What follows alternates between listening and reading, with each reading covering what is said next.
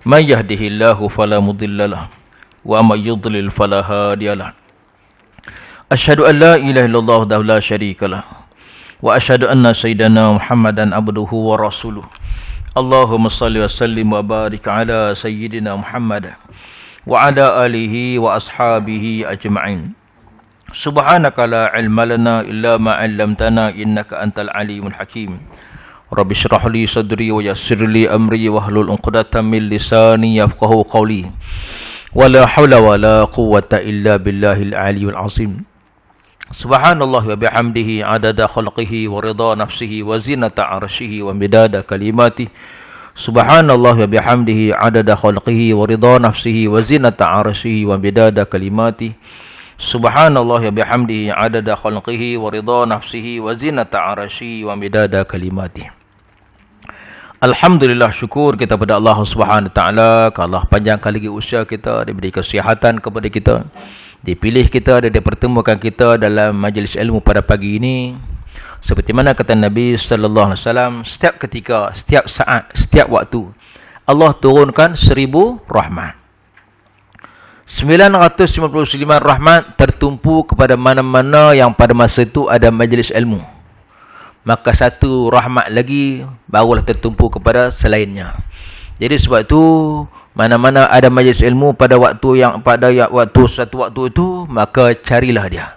Kan di sana ada rahmat Allah 999 rahmat daripada 1000 rahmat itu.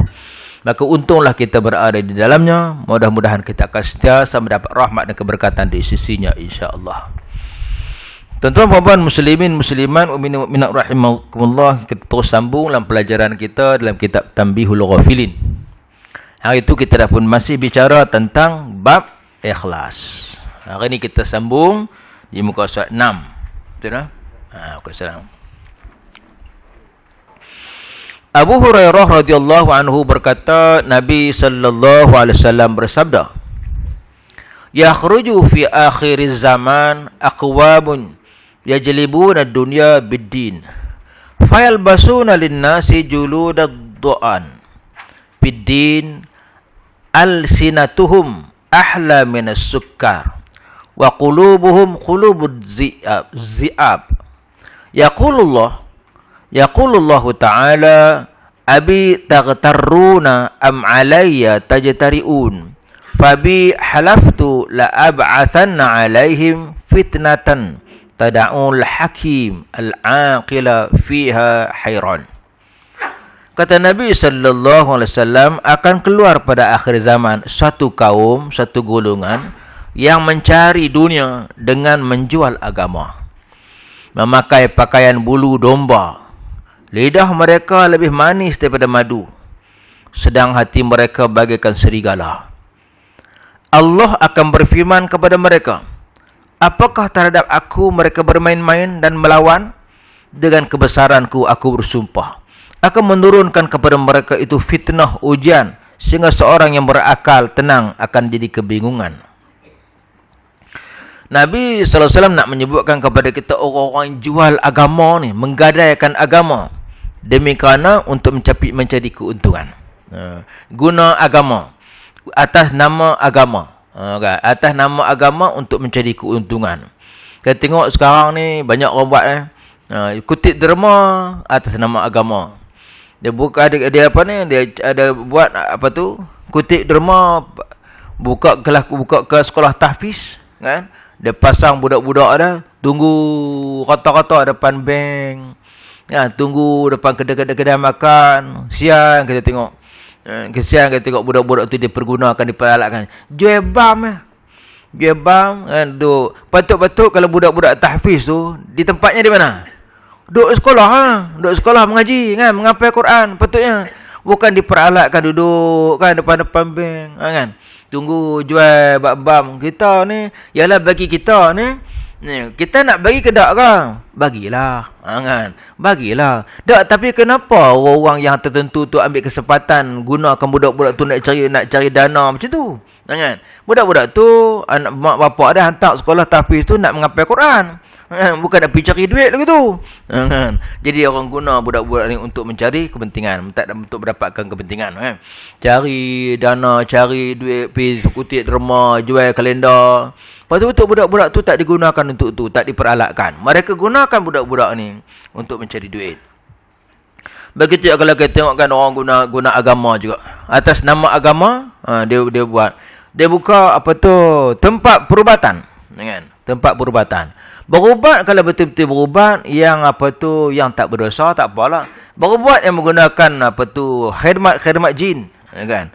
Sanggup syirik kepada Allah kerana nak mendapatkan keuntungan duit. Kan? Kalau dijampi boleh tak kita ambil upah berjampi? Boleh. Kalau kita gunakan ayat Quran dengan betul, kan? Nabi pun ditanya boleh tak ambil upah berjampi? Boleh. Kita baca Fatihah, kita baca ayat selawat apa semua, kita baca ayat Quran jampi-jampi untuk menyembuhkan penyakit. Orang upah kita boleh ambil. Tapi tak orang ambil kesempatan menggunakan jin. Kan? Kalau ayat Quran dia kata lambat baik. Kan? Dia guna khidmat jin, cepat sikit baik. Terus baik. Kan? Mana tak baiknya jin tu yang pergi cekik kan tu. Kan? Berarti dia orang buat dia suruh jin tu jangan cekik dia. Dia tak cekik selamat. Cepatlah baiknya guna jin. Maka nak dapat keuntungan. Lepas tu kalau kita tengok banyak orang gunakan khidmat jin untuk mendapatkan keuntungan dengan lebih cepat. Ni orang yang menggunakan agama untuk mendapatkan keuntungan. Buat kutip-kutip derma untuk bina masjid. Kita guna terima masjid. Orang bagi. Rupanya tak buat masjid.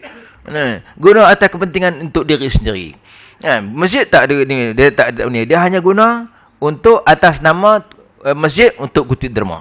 Kalau menyebabkan orang nak kutip derma betul-betul, orang tak percaya. Jadi susah. Ini kita nak kutip derma sungguh-sungguh ni. Sungguh-sungguh. Dah orang tak percaya. Sebab apa? Sebab ada orang lain yang kutip derma menipu. Kan? Cukup bahaya. Ya. Jin.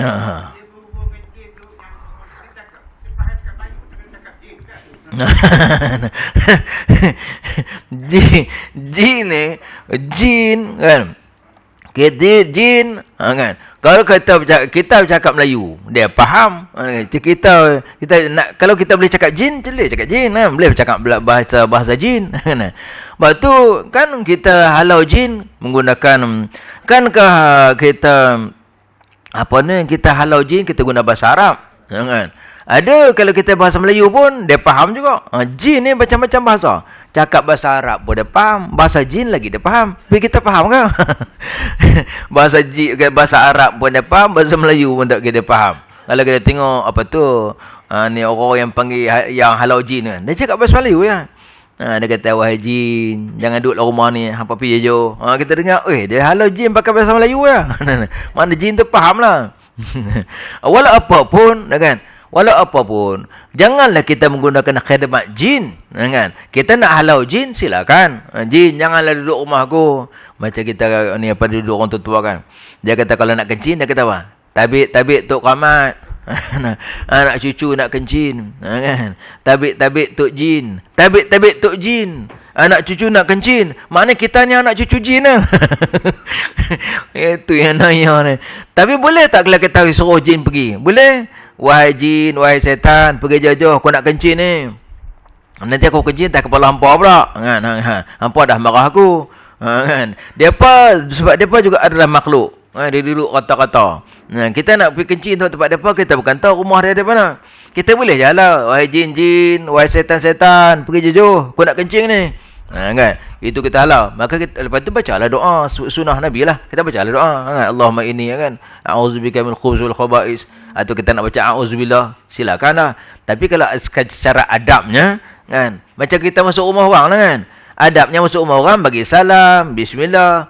Tapi tak apa tu minta izin kan. Tapi lebih sebelum tu apa salahnya kalau kita nak telefon dia, aku nak datang rumah hang boleh ke kan? Tak ada masalah kan. Yang rumah dia. Lepas tu barulah kita minta izin, baru kita ucap salam, baru kita baca bismillah. Demikian juga tempat-tempat jin-jin ni kan. Boleh juga kita nak minta dia pergi jauh sikit jin oi. Pergi jauh setan oi. Aku nak kencing ni. Kita baca Allahumma inni a'udzubika kan. Kita nak baca auzubillah dan seumpamanya. Baik.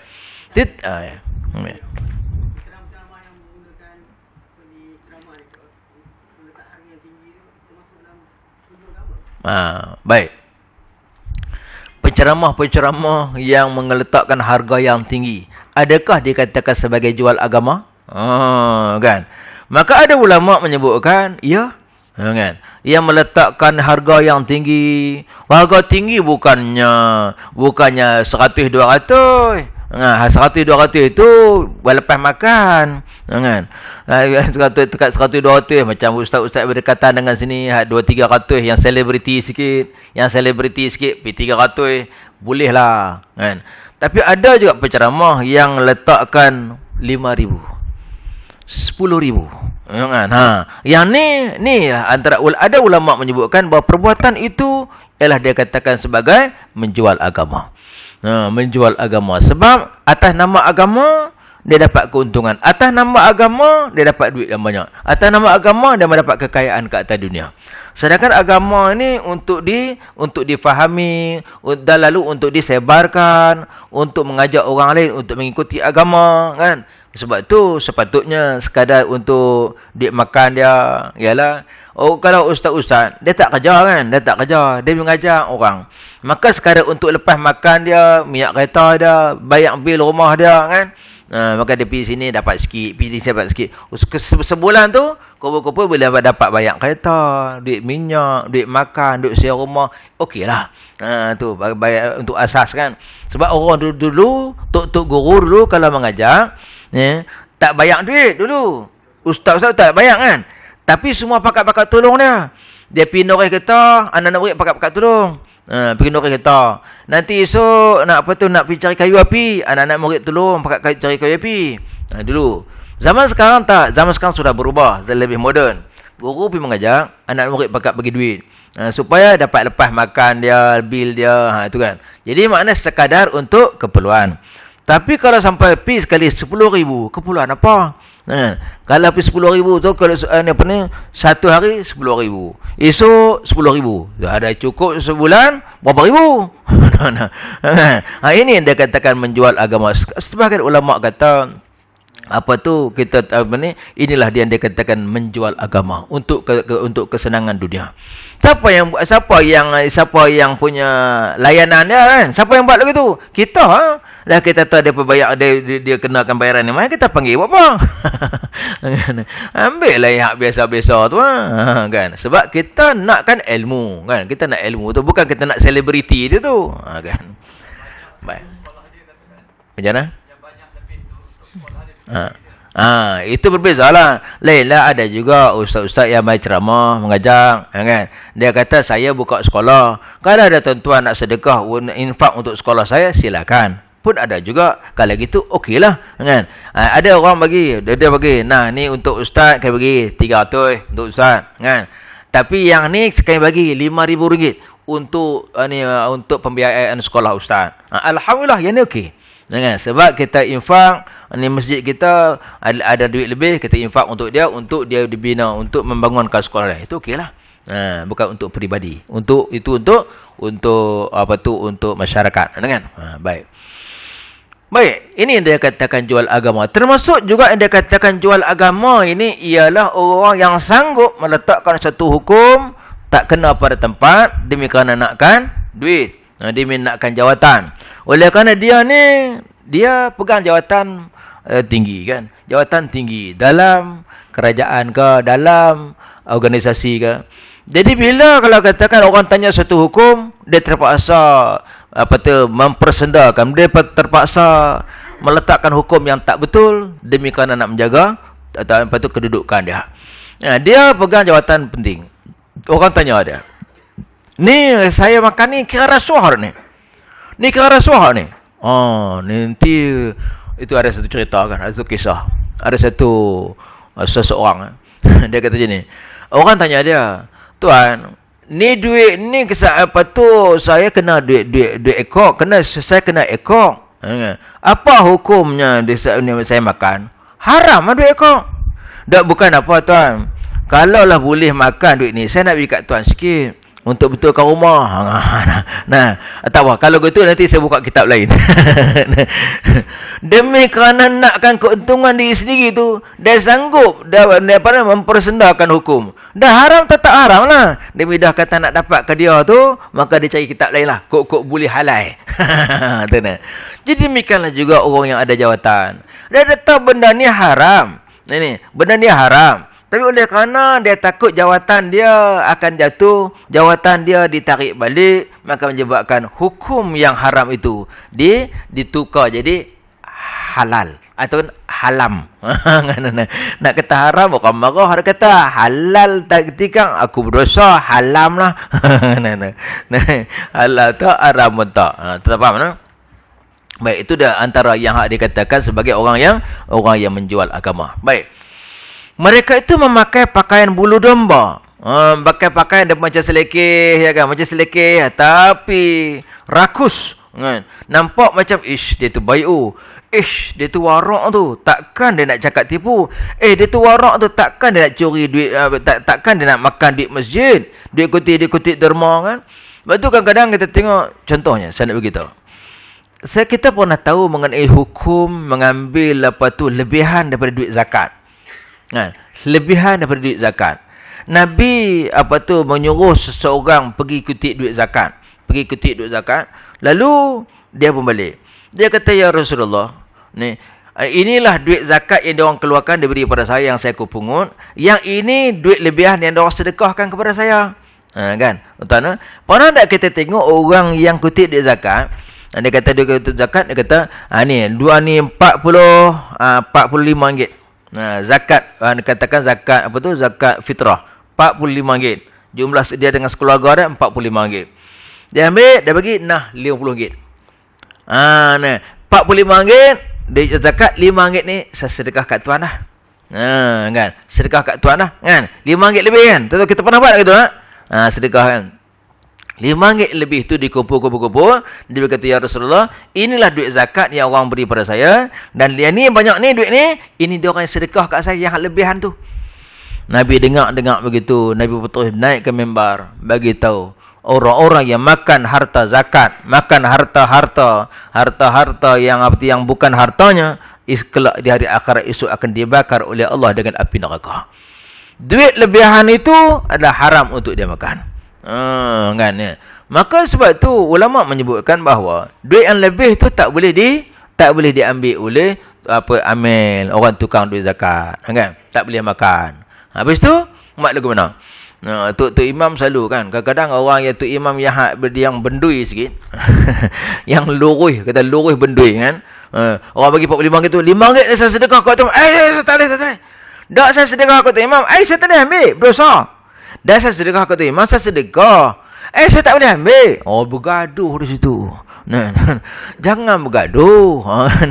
Orang bagi sedekah tu, ambil, letak dalam satu bekas yang lain. Nanti fikir pejabat zakat beritahu, ini orang bagi zakat, ini orang hak sedekah lebih. Bagilah kat pejabat sana. Cuma tak bolehlah kita ambil untuk diri kita. Gitu kan. Jadi orang tak faham tu, dia kata tak boleh ambil, dia bergaduh di situ. Saya kata tak boleh ambil, tak tahu hukum ke hang ni. Dia marah lah. Ambil lah, lepas tu kumpulkan satu kumpulan, nanti bagi dekat bahagian zakat nanti. Gitu kan. Namun tak boleh kita ambil ya. Kan. Ataupun kalau katakan kita ambil dapat habis tu, kita ambil, kita masuk dalam tabung masjid. Kan. Sebab yang tak boleh makan ialah kita. Kan. Tapi yang tu boleh ambil. Jadi sebab tu, bila kita tengok, bila kita bagi kat orang tu, jangan pula kita kata, Tok Imam tak faham. Dia ambil kau bagi RM5. Bukan Tok Imam tak faham, kita yang tak faham. Tok Imam tu ambil, dia buat tabung masjid. Kan? Dia ambil, dia buat tabung masjid. Kadang-kadang dia ambil, dia masukkan dalam kumpulan zakat tu. Kan? Kadang-kadang kita kata, apa Tok Imam tak faham, tak faham hukum. Bukan dia tak faham hukum, tapi kita tak tahu dia buat macam mana duit tu. Kan? Dia ambil, tapi dia bagi dia bagi dekat tempat yang lain. Macam kita lah, saya bagi contoh lagi yang lain. Bagi contoh kan. Kita sembahyang jenazah kan. Bila sembahyang jenazah, selalunya orang bagi duit nak? Kan. Kita sembahyang jenazah selalu sekali orang bagi duit. Sumbat dalam poket kita. Kan. Kita tahu sembahyang jenazah itu fardu kifayah. Maka mana boleh kena upah, tak boleh upah. Kan. Dia adalah fardu kifayah. Yang fardu ke atas kita untuk menyelesaikan jenazah tu, kita kena sembahyang jenazah, tak payah dibayar. Tapi kadang-kadang ada juga tuan rumah Kan? Waris kepada saksi mati. Dia bagi duit. RM5, RM10. Dia sumbat dalam poket kita. Kadang-kadang ada tahu. Tak boleh. Tak mau. Saya ikhlas. Alah saya bagi. Ikhlas. Saya sedekah ni. Saya kata saya ikhlas. Oh, dia gaduh. Janganlah bergaduh. Dia nak sedekah. Dia nak buat pahala. Ambil lah. Kalau tak mau ambil kat saya. Tak, dia nak bagi. Ambil. Terima kasih. Tapi kata kalau tak mau, macam kita kata tadi lah, pergi sedekah boleh hantar masjid. Kan? Kita rasa kita tahu, kita buat ni ikhlas. Kita bukan nak upah. Orang bagi tak apa, terima kasih. Dia nak buat pahala. Kan? Ambil lah, tolonglah. Dia nak buat pahala. Dia nak bersedekah. Tolonglah dia. Kan? Dia nak bagi, ambil. Lepas tu kita ambil, okey, terima kasih. Boleh hantar masjid tu. Kan? Tapi sebenarnya banyak kita buat, tok imam kita banyak buat begitu, kan? Biar dapat duit orang sedekah-sedekah tu, dia tak mau, dia akan buat ikhlas, akan ambil pun minta kita masjid. Sebab kalau kita tolak nak tunjuk sangat dia tu ikhlas. Kan? Ambil ajalah. Bubuhlah tabung. Keikhlasan kita hanya Allah saja yang tahu. Bukan keikhlasan kita perlu kita tunjuk kepada orang. Kita tak perlu tunjuk kepada orang keikhlasan kita. Aku ikhlas. Aku ikhlas. Hang kata tu pun tak menunjukkan tak ikhlas dah. Kan? Ambil sedekah kat betul masjid. Atau kan bagi kan anak budak kecil-kecil tu. Ni dah pak cik nak bagi duit kamu. Kan? Pun boleh juga. Baik. Kalau kita bagi ke balik, kita bagi kat dia balik, mungkin dia tak seronok lah, kan? Dia nak bersedekah. Selalu saya katakan, kalau bila orang nak bersedekah ke kita, ambil lah, kan? Orang nak bagi durian kat kita, saya tak mau. Saya pun ada kebun durian. Saya tak mau. Allah, ambil lah. Dia nak sedekah, kan? Orang nak belanja kita makan, kan? Nak belanja kita makan. Saya tak boleh makan belanja. Saya pun ada duit. Saya orang kaya. Saya baru dapat duit ni. Saya baru dapat duit gratuity. Tapi saya tak mau. Jangan. Makan je lah, kan? Dia nak sedekah, tolonglah dia nak bersedekah. Dia nak bersedekah, makanlah. Lepas tu kamu nak sedekah, kita nak sedekah, kita sedekah pula kat orang lain pula. Kan? Dia sedekah kita pula sedekah kat orang lain. Kan? Tolong orang bersedekah. Kan? Jangan sampai kita tak mau makan dan sedekah orang, kesian kat dia. Jangan kita sombong. Kita ambil. Orang sedekah kita ambil. Kita nak sedekah, kita sedekah pula kat orang lain pula. Kalau kita nak sedekah kat dia, sedekahlah hari lain. Jangan pula, sedekah aku, okey terima, aku sedekah kat Amali. Dia terasa pula, kan, sebab seolah-olah kita tak terima sedekah dia. Duit aku duit tak halal ke? Kan? Jadi sebab tu kita ambil, kan? Baik. Ya.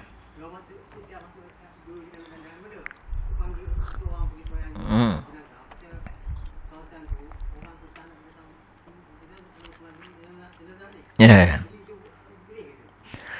Baik. Ada tempat-tempat, kan, bila kita nak sembahyang jenazah tu, dia siap masuk dalam envelope lah, kan. Biar orang sembahyang tu dia bagi. Sebab apa? Dia biasa kalau tak bagi duit tu orang tak apa mau sembahyang. Betul, kan? Orang tak sembahyang. Dia tak apa mau. Ada sampul tak? Tak ada sampul. Tak nak sembahyang. Ada juga, kan? Maka dia pun siapkan sampul, kan, dia bagi. Tak apalah, dia nak bersedekah. Kan? Maka kita ambil. Kita ambil lah, kan? Tapi sebenarnya, kalau katakan dia tak bagi sampul, bukan perlu sembahyang ramai-ramai pun, kan? 2-3 orang pun sudah cukup untuk sembahyang. Jadi maka dia kena duit supaya ramai-ramai pakat-pakat sembahyang. Pun tak apa, boleh. Dia nak bagi pun tak apa, dia boleh bersedekah. Dan kita bukan minta. Dan kita, bila dia bagi, kita ambil lah. Lepas tu kita nak sedekah, sedekahlah pada orang lain. Kan? Tapi kalau kita nak sedekah kat dia pun boleh juga. Kalau itu tidak menyakitkan hati dia. Kan? Kalau kita ambil sedekah dia, kita ambil balik. Saya nak sedekah balik boleh lah. Kalau kita okey, apa ambil lah. Tapi takut-takut menyakitkan hati dia, tak seronok dia, kita ambil lah. Sedekahlah pada orang lain. Kan? Okey. Sambung lah. Baik, orang-orang yang menjual agama ni, dia berlagak seperti zuhud.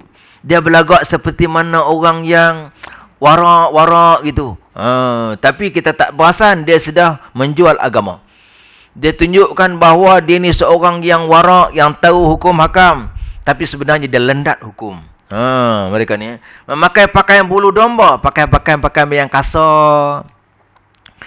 Lidah mereka lebih manis daripada madu, sedangkan hati mereka bagaikan serigala. Dia kata kita ni apa ni? Kita cari dana ni untuk masjid, untuk bangunkan masjid. Kita kena bersedekah kali ni. Padahal untuk masuk poket dah. Ni. Allah akan berfirman kepada mereka, apakah terhadap aku mereka bermain-main dan melawan? Mereka main-main dengan hukum, kan? Padahal dia digunakan agama untuk mendapatkan keuntungan dia sendiri. Nah, dia apa tu? Dia cari agama dia apa ni? Dia gunakan agama untuk mendapatkan keuntungan dia. Seolah-olah dia mempermain-mainkan hukum Allah. Dengan kebesaranku, aku bersumpah akan menurunkan kepada mereka fitnah, ujian hingga seorang yang berakal tenang akan bingung. Ni. Dia di suasana dia akhir zaman kan, tidak ada ketenangan. Tidak ada ketenangan, tidak ada kedamaian. Kita bayangkan, kalaulah katakan seorang guru kan, dia berdakwah kerana bukan pasal nak menyampaikan agama, tapi nakkan mencari kekayaan. Nak mencari kekayaan. Kan? Berdakwah mencari kekayaan. Allah tidak akan turunkan rahmat. Allah tak akan turunkan apa tu keberkatan. Bila Allah tak turunkan keberkatan, keberkesanan tu tak ada. Tak berkesan. Waktu kalau kita tengok, marilah kan. Kalau kita buat benda tu tak ikhlas kerana Allah. Kita buat kerana nak mendapatkan duit. Kita nak buat tu nak dapatkan kekayaan. Kalau kita tengok kan, bolehlah ramai. Contoh, kita bagi contoh lah kan. Dia mai panggil satu artis. Artis mai.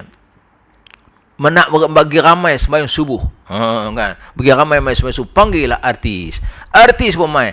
Artis tu dibayar 20,000. Mari sini panggil orang. Tujuan dia bukan untuk meramaikan orang sembahyang. Tujuan dia bukan untuk membuka hati-hati supaya orang ramai sembahyang subuh berjemaah, tapi tujuan dia untuk mendapatkan duit. Maka Allah tak beri keberkatan kepada dia. Maka menyebabkan dia datang pun ramai orang betul, esok siapa tak mai. Tak ada keberkesanan. Tak berkesan. Allah tak buka pintu-pintu hati. Sebab tujuan dia datang bukan tujuan kerana Allah, tapi kerana nak mendapatkan kesenangan.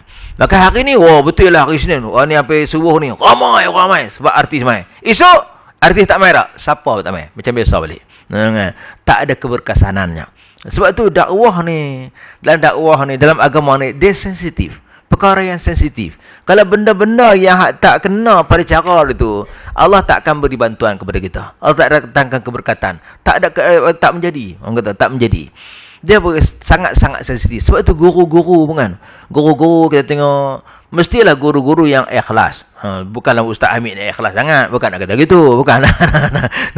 Bila Ustaz kata dia ikhlas orang kan. Cari yang guru-guru yang ikhlas. Sebab apa? Bila guru yang tak ikhlas, dia akan menyebabkan apa tu, keberkatan tak ada. Bila keberkatan tak ada, tak menjadi apa? Tak ada kesan, tak masuk ke dalam hati, tak masuk ke dalam jiwa. Tak masuk dalam jiwa orang yang nak belajar. Tak jadi apa? Allah tak buka pintu-pintu hati dia. Maka dia kata fitnah ujian sehingga seorang yang berakal tenang akan bingung. Ni jadi tak ada kedamaian, tak ada keharmonian dalam kehidupan.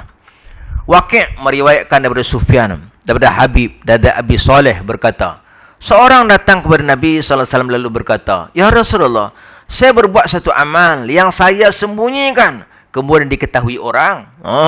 Dia ni buat amalan. Dia ni pergi sedekah kat rumah anak yatim. Dialah yang bersedekah kat rumah anak yatim tu. Setiap bulan dia masukkan di tempat saya ada satu orang. Dia setiap bulan dia bayar duit bil elektrik. Kan? Setiap bulan bil elektrik dia bayar. Kan? Orang tak tahu. AJK tahulah. Dia hanya dia 2,000 sebulan, 2,000 elektrik dia bayar. Dia siapa pun tak tahu. Dia kata jangan bagi tahu siapa. Baik. Walaupun begitu, dia rahsia-rahsia pun ada juga orang tahu. Kan yalah kan. Orang bercerita lah. Tapi dia kata tolong jangan beritahu siapa. Dia beritahu kat pengurusi. Pengurusi jangan beritahu siapa. Saya nak bayar elektrik setiap bulan. Dia bayar setiap bulan dah 2 tahun dah. 2,000 lebih sebulan dia bayar elektrik. Baik. Tapi ada lah yang tahu. AJK pakat tahu, seorang dua pakat tahu. Ni macam nilah kan. Dia kata seorang datang kepada Nabi sallallahu alaihi wasallam lalu berkata, "Ya Rasulullah, saya buat satu amalan yang saya sembunyikan. Kemudian tiba-tiba diketahui oleh orang. Orang tahu juga. Seorang dia tahu, bagi tahu juga." Maka saya pun merasa senang. Saya syok. Orang tahu kan. Kita baik 2,000 kan. Orang kita rasa kembar. Orang tahu kan. Walaupun aku suruh, aku tak kata tu saya beritahu, tapi tahu. Orang main kan. Bang, terima kasih. Dalam diam-diam boleh banyak duit bil elektrik. Kan. Mana tahu. Alah ni ada orang cerita. Terima kasih ya. Bagus. Satu amal yang sangat besar. Kan? Dah biasalah. Cari orang kata cari pahala sikit. Kan? Dia orang biasa. Mai pula sebab dia. Terima kasih ya. Apa sah? Dia pun kata memberi bayar duit elektrik banyak. Saya tak tahu. Saya nak bayar 100 pun tak mampu. Ini 2,000 lebih. Dia kembang Seorang lah.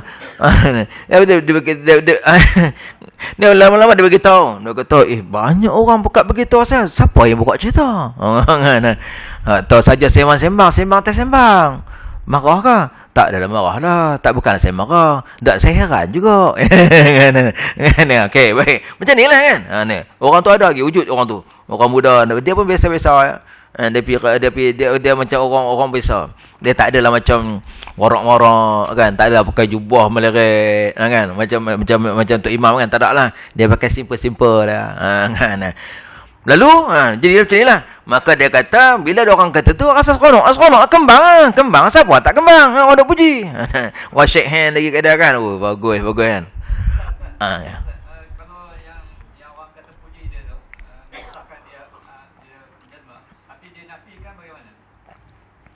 Dia kalau nafikan, kalau nak nafikan dia jadi macam menipu pula. Tak usah nafikan. Tapi ada cara dia. Mari kita tengok cara dia. Nabi dia tanya lagi, dia tanya kat Nabi lagi, apakah masih mendapat pahala? Dia kata, orang duk puji saya ni, maka saya pun merasa senang, seronok. Orang duk puji, apakah masih mendapat pahala? Dia tanya Nabi, saya dekat dapat pahala lagi tak? Jawab Nabi sallallahu alaihi wasallam, laka fihi ajrus sirri wa ajrul alaniyah. Nabi kata, ya bagimu pahala rahsia dan pahala terang. Yang kamu rahsia, yang kamu bertujuan nak bagi rahsia tu, kamu tetap dapat pahala rahsia. Maka orang tahu kan, orang pun rasa orang tahu, maka kamu juga akan dapat pahala. Sebab apabila orang tahu, kamu juga dapat pahala. Sebab bila orang tahu, orang akan tiru. Kan? Orang tiru, orang fikir, tak sangka macam ni biasa-biasa macam dia boleh sedekah 2,000 sebulan, 2,000 lebih bayar elektrik ni. Dia fikir, aku lagi kaya pada dia, kenapa aku tak boleh sedekah bang 100 dua? Kan? Jadi maknanya kamu tetap akan dapat pahala sebab kamu merahsiakan ni, pahala keikhlasan kamu tetap dapat. Dan pahala terang-terang yang orang tahu tu, orang ikut ni, orang akan ikut nanti, juga kamu akan dapat pahala. Dua kali ganda kamu dapat pahala. Ya. Jadi makna tak rugi ya. Tapi dengan syarat janganlah kita pula nak cerita. Kita buat kita cerita. Saya bulan ni slow sikit lah. Bukan macam apa. Banyak duit ni, duit masjid.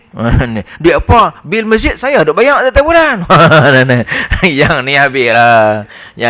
Tak ada lah pahala. Sebab kita nak cerita kan. Yang ni habislah kan. Jangan nak cerita lah. Biar orang nak cerita tak apa. Kita jangan cerita. Sebab kita nak ada keikhlasan itu. Abu Laid berkata, dia ketahui orang sehingga ditiru. Kan? Orang tahu, orang pun nak tiru lah kan. Dia biasa-biasa pun boleh sedekah 2,000 lebih sebulan. Aku? Kan? Maka ia mendapat pahala kerana beramal dan mendapat pahala kerana ditiru orang. Pahala ikhlas tadi dah confirm dapat. Maka bila orang tahu sikit-sikit tu, orang pun nak tiru. Maka setiap orang tiru tu, kita dapat lagi pahala. Apa buktinya? Kata Nabi sallallahu alaihi wasallam, man sanna sunnatan hasanatan falahu ajruha wa ajru man amila biha ila yaumil qiyamah. Wa man sanna sunnatan sayyi'atan fa alaihi wizruha wa wizru man amila biha ila yaumil qiyamah. Yang ni kita kena faham betul-betul. Kata Nabi sallallahu alaihi wasallam, siapa-siapa yang memberi tunjuk contoh kebaikan, maka ia mendapat pahala dan pahala orang-orang yang meniru perbuatannya hinggalah hari kiamat. Tunjuk contoh kebaikan. Kita tunjuk satu kebaikan yang orang tiru kita. Maka kita dapat pahala sebab kita buat kebaikan tu. Maka orang tiru kita, dia pun dapat pahala. Sebab dia buat macam kita, maka kita dapat lagi pahala macam dia dapat. Sebab dia tiru kita. Sebab tu kita cari satu benda yang boleh orang tiru kita untuk kebaikan. Mungkin kita cari satu benda yang kebaikan yang kita buat yang orang boleh tiru kita. Jadi maknanya kita akan dapat pahala, kita buat kebaikan kita dapat, dan pahala orang tiru kita dia dapat pahala, kita juga akan dapat pahala. Sehingga bila selagi mana dia buat, kita dapat pahala. Kita dah mati dah lama dah, dia duk buat lagi pahala yang sama, maka kita terus dapat pahala. Ada orang lain yang tiru dia pula. Ada orang lain yang tiru dia pula. Orang tu dapat pahala, dia juga akan dapat pahala sebab orang tu tiru dah. Kita juga akan dapat pahala sebab hasil daripada dia tiru kita. Kan? Jadi maknanya berterusan ila yaumil qiyamah, sampailah hari kiamat. Jadi sebab tu kita buat kebaikan. Lepas tu kita tengok kan, walaupun ada juga ni satu ketika lu orang sebut arkam kan. Arkam. Orang sebut JISB kan. Dalam keadaan orang sebut memanglah banyak benda yang gitu, hak tak betul gini, hak tak betul, tak apalah. Tapi yang saya nak sebut ada satu dua benda yang orang tiru sampai sekarang. Kan? Yang tu siapa yang tunjuk contoh tu dia akan dapat pahala sampai bila-bila. Apa contoh tu tak? Tuan-tuan tahu tak? Pakai tudung labu. Tuan-tuan perasan tak? Sebelum arkam dulu, sebelum arkam dulu, mana ada orang pakai tudung labu? Saya ingat saya lah. Saya pun tak perasan. Tahun 70-an dulu, ustazah mengajar kat sekolah pun kan. Pakai tudung, dia pakai lipat jamboi keluar. Perasan kan? Kan betul ya? Itu kan. Pakai mana ada kan? Pakai tudung kecil. Itu kan. Pakai tu pusing selepang tu nampak jamboi. Kan? Memang ada begitu kan. Tak pernah kita nampak satu tudung besar yang kita macam pakai sekarang. Yang tudung macam telekung, mini telekung kan. Mana ada dulu? Tak ada mini telekung tu. Jarang ada pakai. Kan? Mula-mula saya duk ingat arkam lah. Masa dulu kan. Dia duk pakai kan. Dia pakai tudung hitam. Sampai tutup mata. Sampai orang panggil hantu kum-kum. Kan? Hantu kum-kum. Budak-budak punya takut. Dia kata hantu kum-kum. Pasal apa? Pasal dia duk jalan ke gelap. Tutup mata. Kum. Dia jumpa orang kum. Dia bagi salam. Assalamualaikum. Assalamualaikum. Yang budak-budak dengar kum. Wui, hantu kum-kum. Tu jadi hantu kum-kum dulu kan. Tahun 80-an, tahun 90-an. Hantu kum-kum. Sebab mereka tu lah kan. Duk tutup tu pakai Assalamualaikum. Dia beramal dengan apa sunnah Nabi lah. Assalamualaikum. Sampai orang gelak hantu kum-kum. Bila hitam tu, hantu kum-kum. Baik. Mereka tu lah mula-mula duk pakai tu. Sebab tu jadi walaupun walau apa pun kan, budaya-budaya yang macam tu kan, sampai orang ikut tu. Siapakah yang mula-mula dulu? Kan, yang tunjuk cara tu. Siapa yang mula-mula tu dia dapat pahala tu, setiap orang yang ikut dia tu, yang dapat pahala tu, dia juga akan dapat pahala. Kan? Jadi sebab tu kita kena membudayakan satu benda yang mendatangkan kebaikan. Boleh orang ikut kita. Contoh lagi kan. Dulu sedekah subuh. Kan? Mana ada orang suka sedekah subuh? Dulu masa zaman-zaman dulu, mana ada sedekah menjarang. Kan? Kan? Sekarang ni orang duk sebut-sebut sedekah subuh. Kan banyak masjid-masjid kalau kita tengok kan. Masjid-masjid yang bila main masuk subuh-subuh kan, mitum sedekah. Boleh kata majoriti orang kita kan. Bila pergi subuh, tu sedekah. Isteri-isteri pun yang tak pergi ke masjid, dia akan pesan suami, ambil duit bang. Masuk ke ni kan. Isteri-isteri akan passing duit kat suaminya atau passing duit kat anaknya. Kalau kamu pergi nanti sedekah duit tu. Kan. Dulu mana ada sedekah subuh. Kan? Walaupun hadis Nabi mengenai sedekah subuh ni, zaman Nabi dulu yang sebut sedekah subuh ni, tapi orang tak beramal. Tapi sekarang ni orang duk sebut-sebut kan. Siapakah orang yang suka sebut-sebut tu? Mungkin dia lah akan dapat pahala yang banyak. Siapa yang tunjuk cara-caranya? Kita akan sebut bubuh kan. Kita tak perasan pun kita masuk tu. Orang duk parti. Dia bubuh, dia lagi susah pada aku. Kan? Tapi dia boleh sedekah subuh setiap subuh. Walaupun 5 kupang, walaupun RM1. Kan? Tu sedekah subuh. Ya, Nabi kata, siapa-siapa yang bersedekah pada ketika matahari naik sampai ke masa tegak ke atas tegak kepala kan, maka tidaklah dia kata naik matahari setiap pagi itu, melainkan di sana ada segerombolan malaikat kan. Malaikat yang mana siapa-siapa yang bersedekah pada waktu subuh tu, bukan waktu subuh saja, setiap subuh sampai tegak matahari kan, sebelum zuhur, masa tu siapa yang sedekah pada waktu tu, sekumpulan malaikat akan berdoa, ya Allah, kau gantikanlah harta fulan bin fulan berlipat kali ganda kerana dia telah bersedekah ke jalanmu ya Allah. Oh, kan. Tu yang hek ni apa tu? Indahnya sedekah subuh tu. Kan. Tapi bila sampai ke Zuhur, tak sedekah-sedekah dia ni. Apa benda pun tak sedekah. Tu jatuh matahari dia tak sedekah. Satu pun tak sedekah pada pagi tu, maka satu kumpulan malaikat akan berdoa. Dia kata, ya Allah, binasakanlah harta si fulan bin fulan. Kerana dia tu bakhil, ya Allah. Dia tu bakhil. Jadi maknanya untungnya orang yang bersedekah tu subuh. Kan? Subuh, duha sampai pukul 11, pukul 12, sampailah gelincir matahari. Masa tu adalah waktu yang perlulah kita bersedekah. Tak sedekah ni tak semestilah duit. Sedekah makanan pun boleh. Bagi makan kucing pun boleh. Bagi makan burung pun boleh. Kan? Semua tu membuka pintu-pintu rezeki belakang tu. Sedekah tu. Kan? Jadi maknanya ada orang sedekah bagi makan burung. Ada orang sedekah bagi makan kucing. Ada orang bagi makan orang. Ada orang bagi duit. Kan? Waktu kadang-kadang sedekah lain pagi subuh kan? Ada. Dekat masjid saya pagi kadang-kadang ada buah nasi lemak. Keluar tu nasi lemak seringgit-seringgit tu. Kadang-kadang ada nasi lemak seringgit kan? Ada nasi lemak seringgit setengah. Dia lungguk tu. Keluar pakai ambil. Keluar pakai ambil. Makan kat rumah. Keluar pakai ambil. Allahu Akbar. Siapa yang tunjuk contoh ni, cukup besar pahala dia. Cukup besar pahala dia. Ada orang sedekah buat nasi lemak kat sesi minyak. Bu, selonggok nasi lemak buah tu. Sila ambil. Ambil naik kata, ambil satu. Kan. Ada yang sedekah depan sekolah pada orang buat. Kan. Sekolah bu, seringgit nasi, bu selonggok.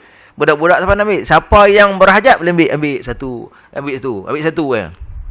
Allahu Akbar. Siapa yang tunjuk contoh yang baik tu, siapa kalau dia dapat pahala, kalau ada orang ikut contoh tu, akan berterusan dapat pahala.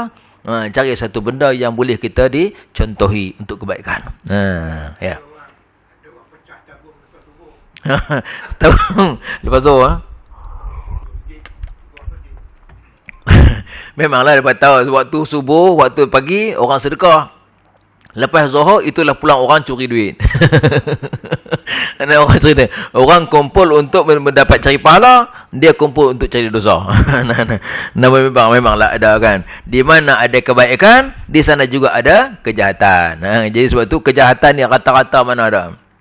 Nak buat kebaikan memang payah, dan kejahatan di mana-mana pun ada. Selalu saya bagi umpama kan. Kalau kita tanam pokok, kalau kita tanam pokok pokok durian, kan? Senang je tumbuh naik, rumput-rumput penuh, rumput naik. Tapi pernah tak kita tanam pokok rumput, naik pokok durian? Tak pernah ada. Tak pernah ada kan. Tak pernah ada kita tanam pokok lalang, naik pokok durian. Tak ada. Tanam pokok durian, naik pokok lalang banyak. Jadi sebab tu begitulah juga kan. Dalam keadaan kita buat ibadat tu, banyak masalah-masalah, banyak benda-benda yang boleh menghalang kita dapat pahala. Tapi pada ada tak kita buat dosa jadi pahala? Tak ada. Kan? Sebab tu kan, kita nak buat pahalanya cukup susah. Baik. Sambung. Jadi makna yang pertama tadi dia kata, baik, dia kata, siapa-siapa yang memberi contoh kebaikan, maka ia mendapat pahala, dan pahala orang-orang yang meniru perbuatannya hinggalah hari kiamat. Jadi sebab tu, saranan saya, ialah marilah kita cari satu benda yang boleh kita buat kebaikan, yang boleh orang dapat kebaikan, dan dicontohi oleh orang lain. Kan? Sampai-sampai bila-bila kita akan dapat pahala tu. Bagi makan orang seumpamanya. Sebaliknya, وَمَنْ سَنَّ سُنَّةً سَيِّئَةً فَعَلَيْهِ وِزْرُهَا وَوِزْرُ مَنْ عَمِلَ بِهَا إِلَى يَوْمِ الْقِيَامَةِ. Dan siapa-siapa yang beri contoh kejahatan, maka ia mendapat dosa, dan dosa orang-orang yang meniru perbuatannya hinggalah hari kiamat. Siapa yang buat kejahatan, lalu dia akan dapat dosa kejahatan tu. Dan kalau ada orang tiru dia, orang tu dapat dosa, dan kita juga dapat dosa yang sama, sebab dia ambil contoh kat kita. Jadi ni dia katakan perbuatan-perbuatan dosa, yang bila sampai kita dah mati dalam kubur, dia duk buat dosa lagi, kita duk dapat lagi dosa. Cukup bahaya kita ni buat dosa-dosa yang orang boleh lihat. Sebab tu kata Nabi sallallahu alaihi wasallam, pernah Nabi kata, setiap umatku, dia kata, akan diampunkan dosanya oleh Allah. Nabi kata setiap umatku akan diampunkan dosanya oleh Allah, kecuali dosa-dosa yang dia pamerkan. Yang dia pamerkan, Allah tak ampunkan dosa. Dia tunjuk ke orang. Kalau hang buat seorang-seorang, lepas tu hang buat taubat, Allah ampunkan. Ni hang buat seorang-seorang, lepas tu hang cerita ke orang, Lalu orang tiru. Yang ni Allah tak ampunkan. Sebab orang tiru. Kan? Dia tikam ekor. Dia tikam ekor. Saya suka ambil contoh tikam ekor. Pasal banyak masyarakat kita suka tikam ekor. Judi. Kan? Judi. Dia tikam ekor. Kalau dia tikam ekor seorang-seorang, dia bertaubat kepada Allah. Allah ampunkan. Kan? Itu antara dosa dia dengan Allah. Allah ampunkan. Ni tak. Dia cerita, dia tikam ekor. Lepas tu dia cerita ke orang pula. Dia kata, aku masa muda dulu aku jahat. Aku nakal. Aku masa muda lah aku nakal. Apa tu, kedai kok mana aku tak masuk. Kedai kok di sini semua aku masuk. Ni, Meru aku masuk. Taman Jati aku masuk. Kalau ada lah, kalau ada contoh. Contoh lah kan. Sini aku masuk. Semua hal sebut nama kedai kok mana aku tak masuk masa muda aku. Masa dulu. Pernah kena tak? Apa tak kena tu? Motor aku beli tu duit dia tu kan. Itu aku beli apa tu bersikal yang aku buat naik hari tu. Duit tu. Itu aku buat kenuri kahwin anak aku. Kau pakai tu orang bukan tahu kata. Bila ni aku taubat dah. Aku taubat semua tu. Aku tinggal dah. Okey. Kita taubat kita Allah ampunkan. Allah ampunkan. Tapi hak kita cerita tadi tu.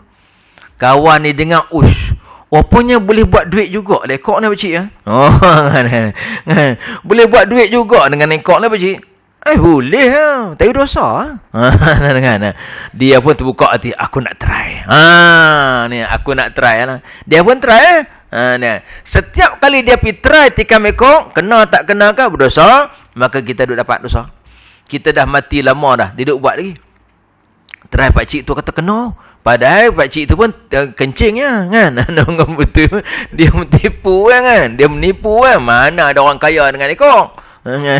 Miskin dengan ekor ada. Mana ada orang berkena-kena. Tak ada. Maka dia pun tikam sana tak kena. Tikam sana tak kena. Tikam sana tak kena. Dia buat macam pakcik tu kan. Setiap kali dia tikam dapat dosa. Dan pakcik juga akan dapat dosa. Pakcik dah mati lama dah. Terus akan mendapat dosa. Ini dia katakan bahayanya bila kita ceritakan kejahatan kita pada orang lain. Jangan cerita kejahatan kita pada orang lain.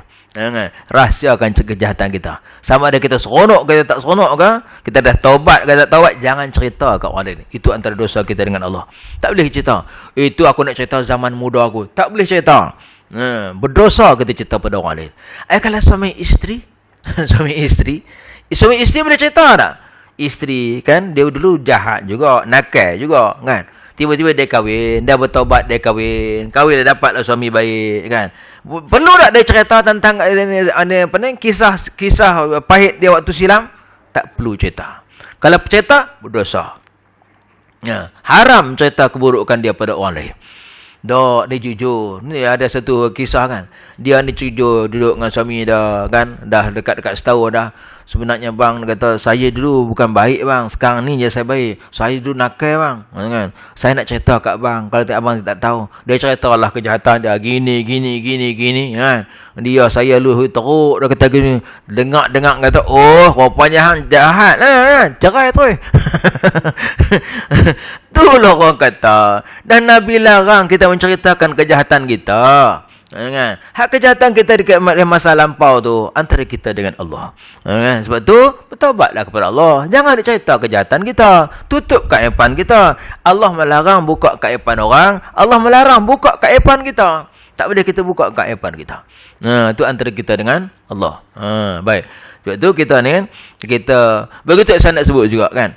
Kita tengok apa tu? Busana Muslim. Kan, busana Muslim. Kan, kita tengok pergi ke busana Muslim, kita duk fikir, busana Muslim tu pakaian-pakaian betul lah kan. Orang Islam yang mencirikan Islam lah. Tengok baju pengantin. Allahu Akbar. Baju pengantin dia, konon-kononnya baju pengantin ala Muslim. Ada pakai tudung, pakai baju elok, tapi semua jarang. Tudung ada tudung, jarang nampak badan. Baju, tutup baju warna putih, jarang nampak dada. Kan? Tudung pun nampak, tengok dekat tu nampak dada. Tu pengantin. Ala pengantin sekali-sekala. Kan? Maka apa yang dapat, apa yang kita nak sebut ialah dosa perbuatan kita. Satu, Orang yang buat tu, orang yang adakan fashion tu, orang yang mengadakan fashion tu, fashion ni, fashion konon-kononnya busana muslim, kan? Bunyinya sedap, tapi rupa-rupanya tak muslim pakaian-pakaiannya. Maka membuka aurat. Maka ada orang tiru. Bila orang tiru, orang akan berdosa, dia juga akan berdosa. Kan? Kita tengok ada satu artis kata. Artis kata, saya suka dengan pakaian ni fashion ni. Walaupun walaupun menutup aurat, tapi masih lagi bergaya. Kan? Kalau menutup aurat, macam mana boleh jadi bergaya? Walaupun menutup aurat, tapi masih nampak seksi. Artis kata, walaupun menutup aurat, tapi masih nampak seksi. Saya suka dengan cara pakaian yang daripada butik ni. Butik ni buat saya masih boleh bergaya, boleh menutup aurat. Pakaian saya semua menutup aurat, tapi masih lagi seksi. Oh, no. Kalau dah menutup seksi, macam mana menutup aurat? Kan? Tak tutup aurat kan? Tapi dia buat kan, dia keluarkan baju tu. Orang pakai berdosa. Dia berdosa juga. Orang tiru fashion dia, sampai bila-bila akan menanggung dosa. Tu jangan tunjuk satu kejahatan pada orang lain. Nanti orang tiru, kita berdosa. Tu, nah. Baik. Okey, tak tu. Seterusnya sikit lagi.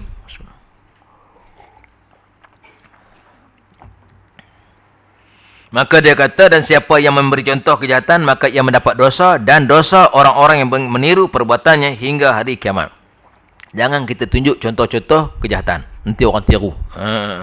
Kalau ada contoh-contoh kejahatan, pakai sendiri. Dosa tanggung sendiri. Abdullah bin Al-Mubarak meriwayatkan daripada Abu Bakar bin Maryam.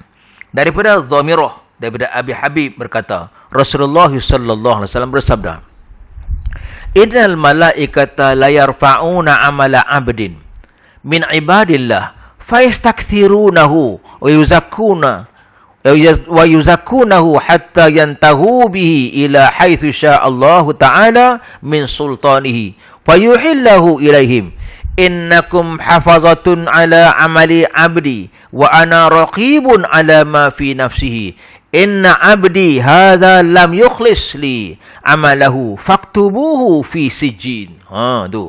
Wa yas'aduna bi amali 'abdin fayastaqillunahu wa yahtaqirunahu hatta yantahu bihi ila haitsu sya'allahu min sultanihi fayuhillahu ilaihim innakum hafazatun ala amali 'abdi wa ana raqibun ala ma fi nafsihi inna 'abdi hadza akhlasa li amalahu faktubuhu fi illiyin. Sijjin tu apa? Sijjin tu ialah di bumi yang ketujuh. Illiyin tu langit yang ketujuh. Ada kalanya para malaikat membawa amalan seorang hamba itu dan mereka anggap banyak dan mereka menyanjungnya hingga sampai ke hadirat Allah. Maka Allah berfirman kepada mereka, kamu hanya mencatat amalan hambaku, sedangkan aku yang mengawasi isi dan niat hatinya. Hambaku ini tidak ikhlas kepadaku dalam amalannya, maka catatlah dalam sijjin. Tu, nah. Kita ni dibawa amalan kita oleh malaikat kan. Naik malaikat bawa amalan seorang hamba tu, mereka anggap banyak. Banyaknya pahala dia, banyaknya pahalanya. Malaikat ni, seperti yang kita sebut dari tu. Malaikat ni dia tahu apa yang kita niat. Aku nak semayang lah, esok aku nak puasa lah. Dia tahu. Malaikat tahu apa yang kita sebut. Malaikat tahu apa yang kita buat. Tapi malaikat tak tahu apakah dalam hati kita ikhlas atau tidak. Ni malaikat tak tahu. Malaikat tak tahu ikhlas atau tidak. Ikhlas atau tidak hanya Allah saja yang tahu. Tiba-tiba ada satu kawan kita boleh kata, alah aku tahu dia tu tak ikhlas. Macam mana hang tahu? Aku tengok muka dia, aku tahu. Dia lagi hebat daripada malaikat tu. Malaikat pun tak tahu orang tu ikhlas atau tidak. Dia boleh tahu. Terkilas ikan di air, sudah ku tahu jantan betina. Dia boleh tahu orang ikhlas atau tidak. Sayyidina Umar pun, dia kata aku tak tahu orang tu ikhlas atau tidak. Orang munafik mana satu aku pun tak tahu. Allah bagi keistimewaan kepada siapa? Abu Huzaifah saja yang tahu. Allah bagi keistimewaan kepada dia. Dia boleh kenal yang mana yang ikhlas, yang mana yang munafik. Abu Huzaifah yang Allah bagi dia kelebihan. Sehingga kan Sayyidina Umar kan, bila dia nak sembahyang jenazah, dia tengok Abu Huzaifah ni sembahyang jenazah ke tak? Dia tengok kalau Huzaifah sembahyang dia pergi sembahyang. Betul, orang sembahyang tu orang betul-betul orang tak munafik, orang beriman. Dia tengok orang tu Huzaifah tak sembahyang. Dia tahu. Huzaifah tak sembahyang, aku tak sembahyang juga. Pasal apa? Hanya Huzaifah yang tahu orang munafik mana satu, orang tak munafik mana. Sebab semua bukan orang semua orang tahu. Tiba-tiba dia boleh tahu. Aku tahu dia tu. Oh tak ikhlas tu. Macam mana dia boleh tahu? Itu semua tembak. Baik, ada kalanya para malaikat membawa amalan seorang hamba dan mereka anggap banyak bawa naik pahala. Malaikat banyak, banyaknya. Hingga sampai ke hadirat Allah Ta'ala. Banyaknya pahala dia. Maka Allah berfirman kepada mereka, kamu hanya mencatat amalan hambaku. Wahai malaikat, hang hanya tukang catat amalan dia. Sedangkan akulah yang mengawasi isi hatinya. Hanya akulah yang menentukan. Hanya akulah yang tahu adakah dia itu ikhlas atau tidak. Hang malaikat hanya tukang catat dia. Catat ni ibadat seorang tu. Tapi yang menentukan, yang mengetahui dia itu ikhlas atau tidak, hanya aku, kata Allah. Hambaku ini tidak ikhlas kepadaku dalam amalannya. Dia ni tak ikhlas. Dia buat ibadat semua nak tunjuk ke orang. Dia buat ibadat nak riak, nak orang puji, nak orang sanjung dia, nak orang mulia-muliakan dia. Dia bukan ikhlaskan aku. Maka catatlah dalam sijin. Maka tulis dekat bumi yang ketujuh. Tak layak dia letak di atas langit yang ketujuh. Tak layak dia letak di aras sana. Dan ada kalanya membawa naik amalan hamba. Lalu mereka anggap sedikit. Ada juga amalan naik. Malaikat kata, alamak, sikitnya. Nampak macam warak-warak gitu. Kan? Oi, pakai nampak macam warak-warak. Tapi pahala sikitnya macam ni buatnya. Kan? Zikir alamak sikitnya. Nak pakai nampak macam hebat sangat. Tapi alamak, pahala sikitnya. Kan? Anggap sedikit dan kecil sehingga sampai kepada Allah. Sampai ke Allah, maka Allah pun berfirman kepada para malaikat, kamu hanya kerja mencatat amalan perbuatan hambaku. Kamu tugas kamu hanya catat apa dalam hati dia, apa di lidah dia, atau apa perbuatannya. Hanya akulah akan mengawasi hati dan niatnya. Akulah yang mengetahui apakah dia itu ikhlas atau tidak. Orang ini benar-benar ikhlas, kata Allah. Dia ni betul ikhlas. Walaupun nampak dia sikit ibadat dah, tapi dia betul-betul ikhlas. Maka dalam amalan perbuatan kepadaku, maka catatlah amalannya dalam illiyin. Oleh kerana dia itu amalan dia ikhlas, walaupun dia sikit bacaannya, maka dia ikhlas, maka catatkan dia di atas langit yang ketujuh, di illiyin. Tu nah. Jadi sebab tu jangan kita pandang walaupun orang tu buat sikit. Imam baca pendek. Kan? Qul huwallahu ahad, Allahus samad. Alamak, imam baca pendek. Kan? Walaupun dia baca pendek, dia ikhlas. Dia bukan nak tunjuk ke orang. Wadduha walaili idza saja, kan? Dia walaupun dia baca wadduha dia ikhlas. Dia tak nak tunjuk ke orang. Kan? Ada juga orang yang baca, dia baca panjang. Amma yatasaalu, satu muka dia baca, mengetar orang belakang. Jauh di sudut hati dia, kenapa dia baca panjang-panjang? Sebab nak tunjuk, tengok aku hafal banyak. Nak rasa bangga dengan dia punya bacaan dah, hebat dengan bacaan dia, panjang bacaannya. Dia tak tahu orang menggigil kaki belakang, orang nak balik. Lenguh sakit lagi, tambah tu sakit paha, sakit lutut. Habis sembahyang kan tua-tua. Orang muda-muda jarang pergi berjemaah sangat. Orang tua-tua banyak memenuhi masjid. Dia baca panjang. Sebab apa? Nak tunjuk ke orang, tengok aku baca, tengok aku. Kan? Maka dalam keadaan macam tu, kan, orang hak baca pendek-pendek tu ikhlas tu. Bila ikhlas, Allah kata kepada malaikat, catatkan di illiyin. Kan? Catatkan sebab ini orang ikhlas. Kan? Walaupun kita nampak sikit dia buat, kan? Nampak kita nampak dia tak banyak sangat ibadat, tapi di sisi Allah dia ikhlas, maka inilah yang diambil kira. Kita berdemikian juga, kan? Kita pulun dalam punya semayang tarawih 20 rakaat. Kan? Banyak masjid sana 8 rakaat, apa barang sana 8, kita tengok, kita contoh contoh, kan, kita puluh 20 rakaat, hampa tengok kan? Ni contoh, bukan nak kata kat siapa-siapa. Kan? Sana 8 sama kita buat 20, kan? Tengok tujuannya apa? Tujuan nak berbangga-bangga. Contoh, kan, berbangga-bangga. 20 itu naik Allah kata dia buat ni kerana nak menyombong, kerana nak ria. Maka tuliskan di sijin, di bumi yang ketujuh, tak layak duduk di atas. Kan? Ada juga orang yang sembahyang 8 rakaat je, tapi ikhlas je. Tak apalah, ini adalah perintah Allah yang kita sanggup buat. Tengok orang tua semua lekang tak larat nak buat banyak-banyak kan. Buat 8 sudahlah.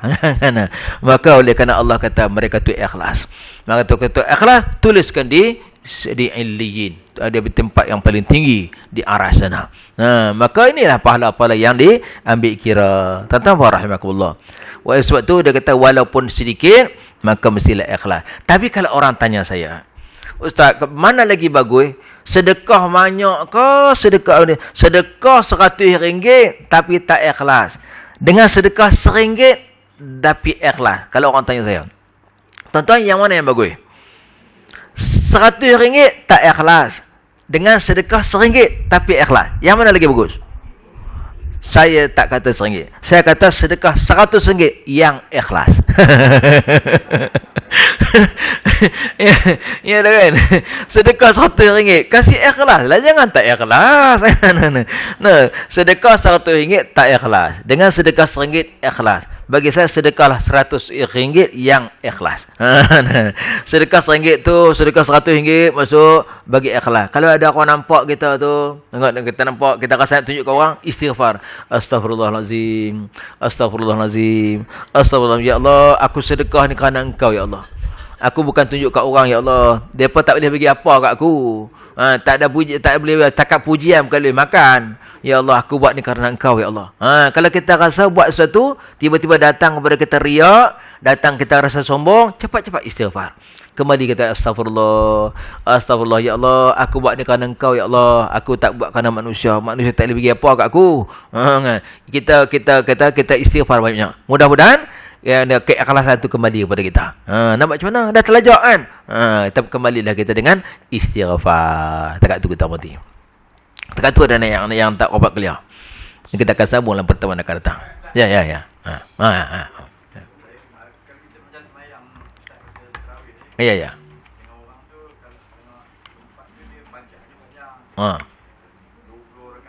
Ya.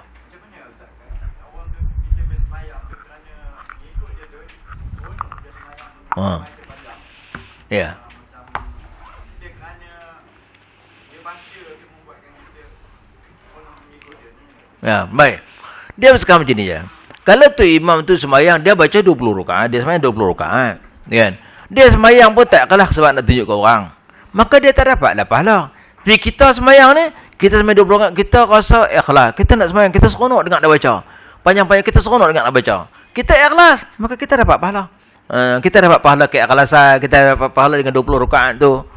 Maknanya siapa yang sembahyang tujuannya nak tunjuk, tak dapat pahala. Kita yang ikut ni, kita nak ikhlas kerana Allah, kita seronok sembahyang, nak banyak-banyak Ramadan, kita dapatlah pahala.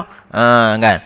Sebab tu bagi kalau kata untuk kata sebab tu maka bila kita dapat pahala, habis tu imam, bila kita dapat pahala, tu imam dapat jugalah pahala sebab ada keikhlasan kita. Tu kan? Jadi maknanya apa tu di sana ada kelebihan juga. Wallahu a'lam. Ya, saya pada. Ya.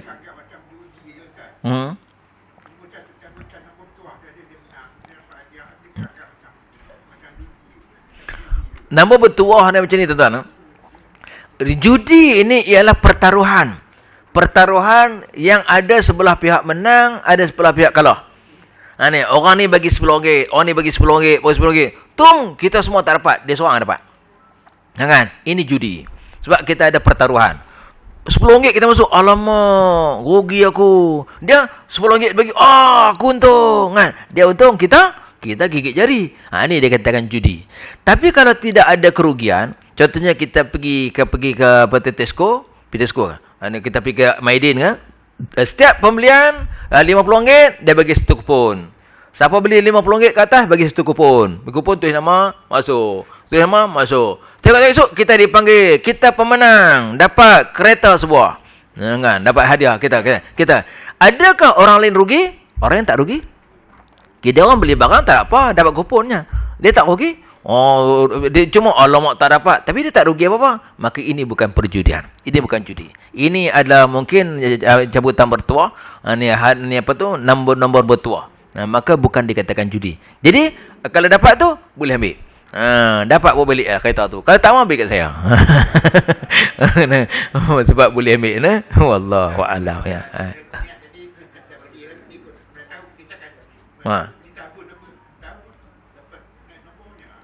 Pun niatlah memanglah. Aku niat kata kan, kita masuk ni dapat satu kupon. Kalau aku dapat ni untung aku. Isi. Apa? Isi. Jangan tak isi. Aku dapat ni untung kereta ni. Dia alamak tak dapat. Tak apa. Sebab kita tak rugi duit. Kita hanya rugi perasaannya. Alamak, tergila. Rugi perasaan ni tak apalah kan. Kalau kita rugi duit, baru dia katakan sebagai judi. Jadi maknanya kalau ada kupon-kupon tu, isi. Kalau dapat hadiah, ambil. Kalau tak nak, ambil kat saya lah. Boleh, tak ada masalah. Ya, wallahualam. Mudah-mudahan kita dapat keberkatan. InsyaAllah. Bismillahirrahmanirrahim. Rabbana atina fid dunya hasanah fil akhirati hasanah wa qina adzabannar. Sallallahu ala Muhammadin wa ala alihi wa sahbihi ajma'in walhamdulillah bil alamin.